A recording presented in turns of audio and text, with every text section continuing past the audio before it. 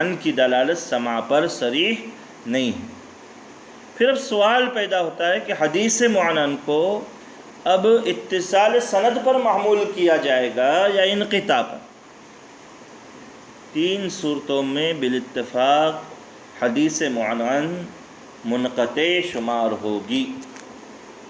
یعنی اس کی سند کے انقطاع پر اسے محمول کیا جائے گا۔ پہلی صورت ہے راوی اور مروی عنہ کا زمانہ ایک نہ ہو۔ دوسری صورت ہے دونوں کا زمانہ تو ایک ہو مگر زندگی بھر دونوں میں ملاقات نہ ہونا ثابت ہو، یعنی ملاقات نہیں ہوئی ہے ایسا باقاعدہ ثبوت ہو۔ اور تیسری صورت یہ ہے کہ دونوں کا زمانہ ایک ہو، ملاقات ثابت نہ ہو، ملاقات نہ ہونا ثابت نہ ہو، ملاقات نہ ہونا یعنی ملاقات نہیں ہوئی ہے ایسا کہیں کوئی ثبوت نہیں ہے، مگر راوی مدلس ہے، یعنی اس میں استاد اور اپنے شیخ کے نام کو چھپانے کا مرض ہے۔ تو ان تین صورتوں میں حدیث معنن منقطع شمار ہوتی ہے، یعنی سند کے انقطاع پر اسے محمول کیا جائے گا۔ چوتھی صورت یہ ہے کہ راوی اور مروی عنہ کا زمانہ ایک ہو، ملاقات نہ ہونا بھی ثابت نہ ہو بلکہ ان کی باہم ملاقات ممکن ہو، اور راوی میں تدریس یعنی اپنے شیخ کے نام کو چھپانے کا مرض نہیں ہے۔ تو اب یہ چوتھی صورت میں سوال پیدا ہوتا ہے کہ اس ذریعے سے صیغہ عن کے ساتھ اگر کوئی روایت سامنے آتی ہے تو اس سند کو متصل کہیں گے یا منقطع کہیں گے؟ اس سلسلے میں اختلاف ہے، امام مسلم رحمۃ اللہ علیہ کے بیان کا خلاصہ یہ ہے کہ یہ جو چوتھی صورت ہے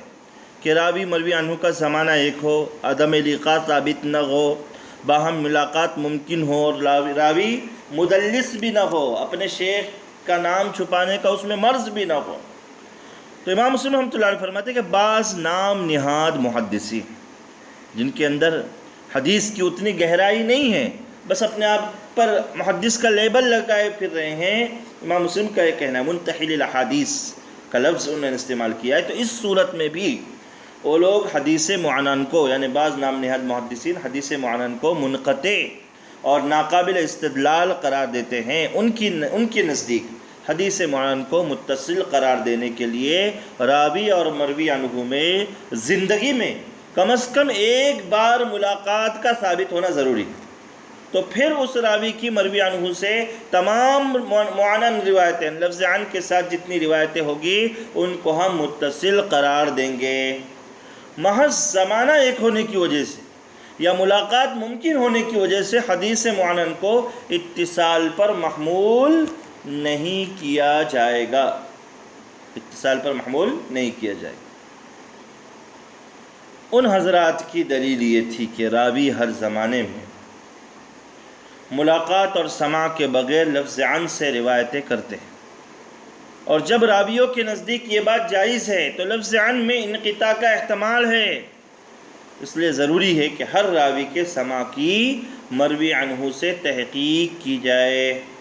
اگر ایک بار بھی ملاقات کا ثبوت مل جاتا ہے تو اس کے عنانے کو ہم اتصال پر محمول کریں گے، ورنہ توقف کیا جائے گا، یعنی اس معنن روایت سے استدلال نہیں کیا جائے گا،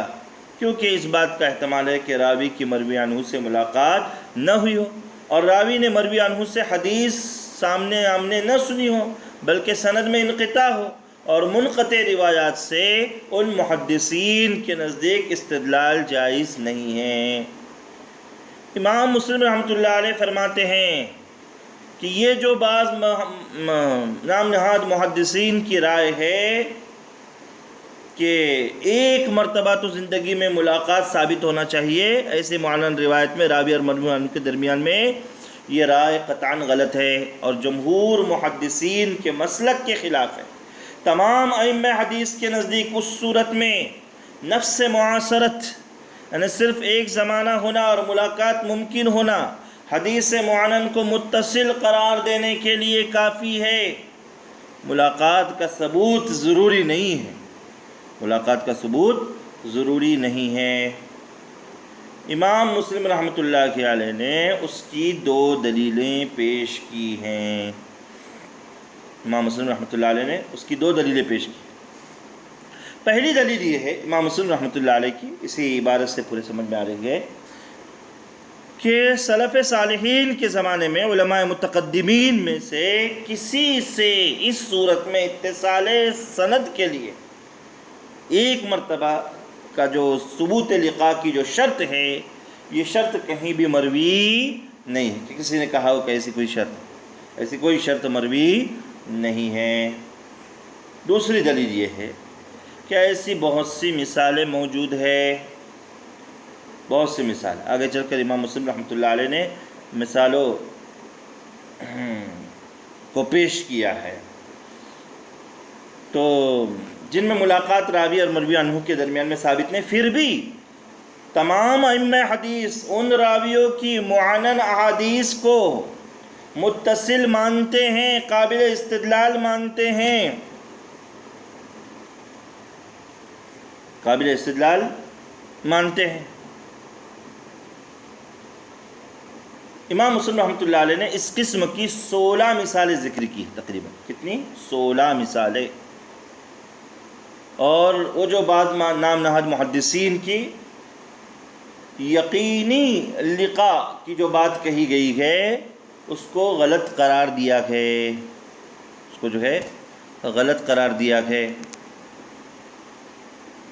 اس لیے کہ اگر محض انقطاع کا احتمال نقصان دہ ہے اور اس کی وجہ سے ثبوت لقاء ضروری ہے، تو پھر بات آئے گی کہ کسی بھی معانن حدیث کو متصل قرار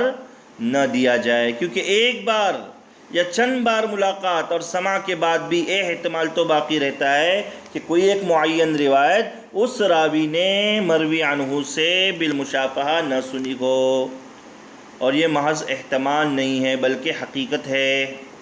امام مسلم رحمۃ اللہ علیہ فرماتے ہیں ہمارے پاس کئی ایسی مثالیں ہیں جن میں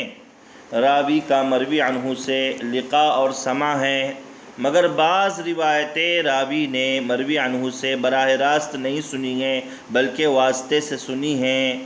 پھر حدیث بیان کرتے وقت کبھی وہ راوی واسطہ حذف کر کے شیخ الشیخ سے بصیغ عن روایت بیان کرتے ہیں، شیخ الشیخ سے روایت بیان کرتے ہیں، جیسے ہشام بن عروہ کا اپنے والد عروہ سے لقاء اور سماع ہے، مگر حضرت عائشہ رضی اللہ تعالیٰ عنہ کی حدیث مبارک کنت اطیب رسول اللہ صلی اللہ علیہ وسلم لحلہ ولحرمہ باطیب ما اجد، ہشام نے اپنے والد عروہ سے بالمشافہہ نہیں سنی بلکہ اپنے بھائی عثمان بن عروہ سے سنی، مگر ہشام کبھی اس روایت کو عن عروہ کر کے ذکر کرتے اور کبھی اپنے بھائی عثمان کے توسط سے ذکر کرتے اور کبھی عثمان کا تذکرہ نہیں کرتے جب عن عروہ کہتے ہیں تو۔ امام مسلم رحمۃ اللہ علیہ نے اس قسم کی 4 مثالیں ذکر کی ہے، اور یہ بتلانا چاہتے ہیں کہ سند میں انقطاع کا احتمال تو ملاقات اور سماع کے بعد بھی باقی رہتا ہے، اس لیے یا تو سماع کی صراحت کے بغیر کسی بھی روایت کا اعتبار نہ کیا جائے، یعنی تمام معاند روایات کو ناقابل استدلال قرار دیا جائے، یہ بات ممکن نہیں ہے کیونکہ 99% احادیث صیغہ عن کے ساتھ مروی ہے۔ سند کے ابتدائی حصے میں اگرچہ حدثنا اور اخبرنا مل جاتا ہے، مگر آخر میں یا درمیان میں کہیں لفظ عن تو آ ہی جاتا ہے، تو اس صورت میں اگر ہم حدیثوں کا اعتبار نہیں کریں گے تو بہت بڑے ذخیرے حدیث سے، صحیح احادیث کے ایک بڑے ذخیرے سے ہاتھ دھو لینا پڑے گا۔ تو اب دوسری صورت ہی متعین ہے جو جمہور کا مسلک ہے کہ اتصال سند کے لیے ثبوت لقاء ضروری نہیں ہے، امکان لقاء اور راوی اور مروی عنہ کا ایک زمانہ ہونا اور راوی کا مدلس نہ ہونا یہ کافی ہے۔ اگر یہ چیزیں پائی جا رہی ہے تو ایسی صورت میں ہم اس راوی کی مروی عنہ سے تمام روایات کو، یعنی امکان لقاء معاصرت ہے، راوی مدلس نہیں ہے، تو ایسے راوی کی تمام روایات کو ہم متصل مانیں گے، کوئی حرج نہیں۔ اب ایک بات ہے کہ ثبوت لقاء کی شرط لگائی کس نے؟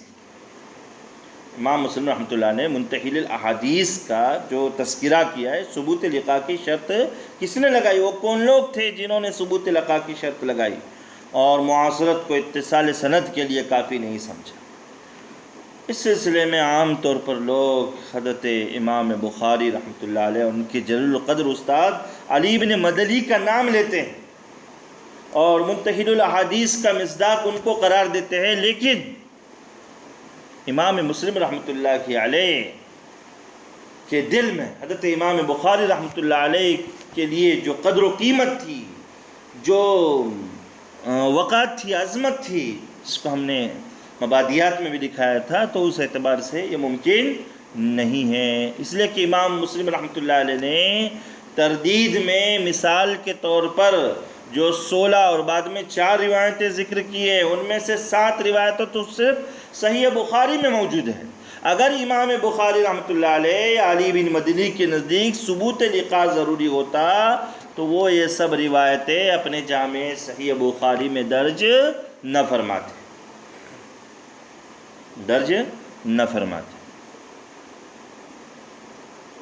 دوسری بات ہے کہ امام مسلم رحمۃ اللہ علیہ امام بخاری کا بہت زیادہ تعظیم کرتے تھے، لہذا یہ موقف امام بخاری اور علی بن مدنی کا نہیں بلکہ دوسرے درجے کے کچھ محدثین کا تھا جن کے نام تاریخ میں محفوظ نہیں ہیں۔ امام بخاری کا نام لوگوں کے ذہن میں اس لیے کہ امام بخاری رحمۃ اللہ علیہ نے بالعموم اپنی جامع صحیح میں اس کی رعایت کی ہے تاکہ ان کی کتاب متفق طور پر صحیح تسلیم کر لی جائے، اسی طریقے سے یہ جو موقف ہے کہ معاصرت اور امکان لقاء اور راوی کا مدلس نہ ہونا، یہ اگر پایا جاتا ہے تو حدیث معنن کو ہم متصل سند کا درجہ دے سکتے ہیں۔ یہ صرف امام مسلم رحمۃ اللہ علیہ کا موقف نہیں ہے، امام مسلم رحمۃ اللہ علیہ خود فرماتے ہیں ان القول الشائع المتفق علیہ بین اہل العلم بالاخبار والروایات قدیما وحدیثا، کہ یہ مشہور قول ہے جس پر ماضی اور حال کے تمام علماء احادیث کا اتفاق ہے۔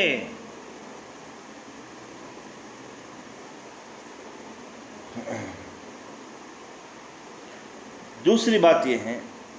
کہ جامع صحیح مسلم اور کی حدیث کو امت نے بالاتفاق صحیح تسلیم کیا۔ امام دارقطنی رحمۃ اللہ علیہ نے بعض روایات کے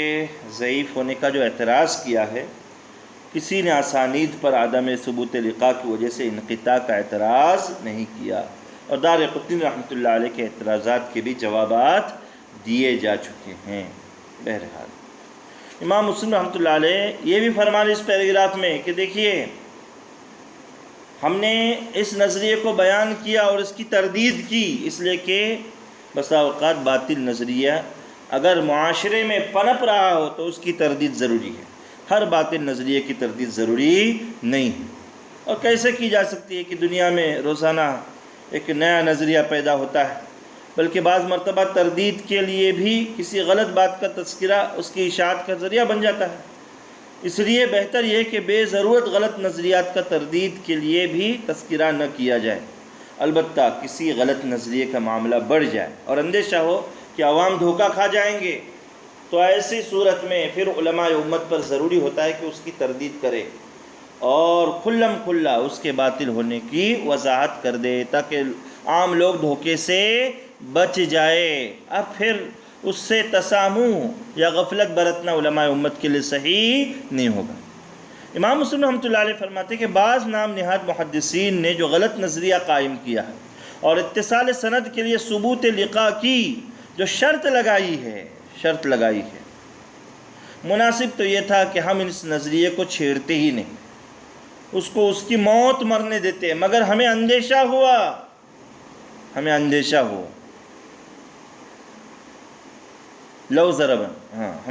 ہوا کہ کہیں معاملہ سنگین نہ ہو جائے، کیونکہ بعض اکابر محدثین کی کسی درجے میں تائید اس نظریے کو حاصل ہو چکی ہے، جیسے جامع صحیح میں اس کی رعایت موجود ہے، تو کہیں یہ نظریہ مسلمہ ضابطہ نہ بن جائے، اس لیے اس کی تردید ہمیں کرنی پڑی، یہ امام مسلم رحمۃ اللہ علیہ فرماتے ہیں۔